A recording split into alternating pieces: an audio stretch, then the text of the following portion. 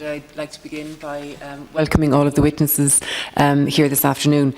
This morning, unions representing healthcare workers confirmed to this committee that they were not consulted regarding the provision of emergency childcare for essential healthcare workers prior to the announcement of this service by An Taoiseach on the 1st of May. And just to continue that, could I ask you as childcare providers if you were directly consulted, or in what respect you were consulted regarding the provision of such a service prior to the May 1st announcement? And perhaps Ms Quinn, you might take that question.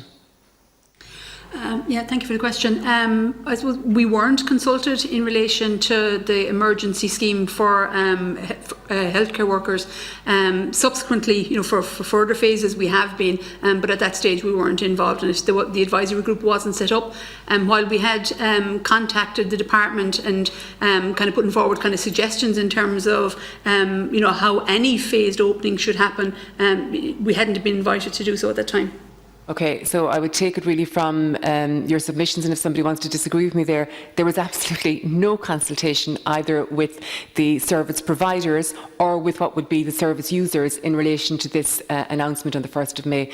Like that utterly and totally defies logic, and it is no surprise that it actually failed. Could I ask a specific question as I move on, and I'm conscious of my time? Children with additional needs and how they are to be catered for going forward with opening on Monday or perhaps later in September or whatever. Perhaps maybe Ms Heaney, you might like to address that question. Thank you for the question. We know that it is a lot of parents have been very concerned about the fact that the children with additional needs haven't had access to supports since the shutdown in March.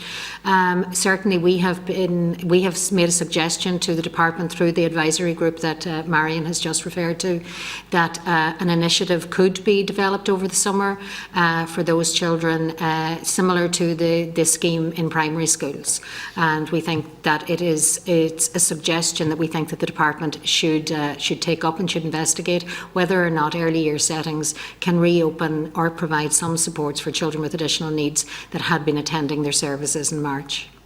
And could I just to continue that, because this is hugely important to a large number of parents, where does that stand now? Has the department come back to you, or is there negotiation in relation to it?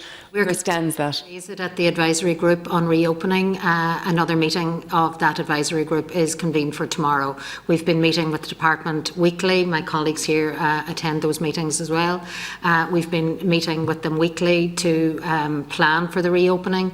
The first phase of that is the reopening, which we know is happening next Monday. We're very keen to begin conversations about what's going to happen in September, and certainly we will be tabling again the issue of children with additional needs. A lot of members of Early Childhood Ireland have expressed that they would very much welcome an opportunity to re-engage with those children, because they have a very close relationship with those children and their families, and they know that those children may need a little bit of extra support before going to school, for example, in September. I would welcome that, and I do think the sooner there is clarity around it, then the better it is for all concerned.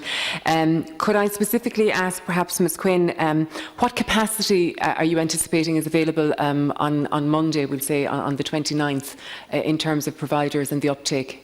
Yeah, unfortunately, it's pretty much impossible to tell. Excuse me, from having talked to providers around the country, I mean, there are some providers who have said that we're not going to be able to open. We've had many providers who, on discussions with their parents, will be opening at maybe 60–70% capacity. But again, it depends, where they are and who the cohort of parents that they had.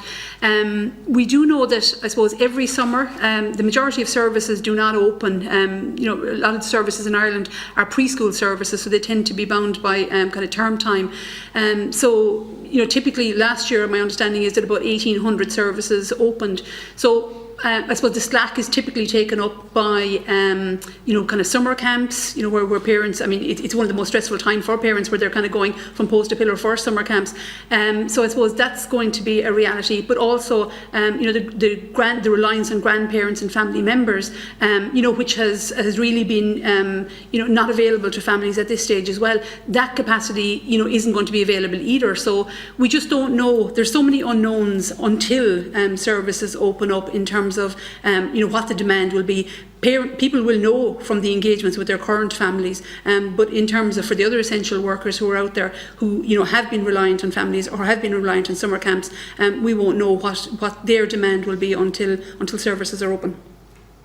I had another question, but I realise I'm out of time. Thank you. Deputy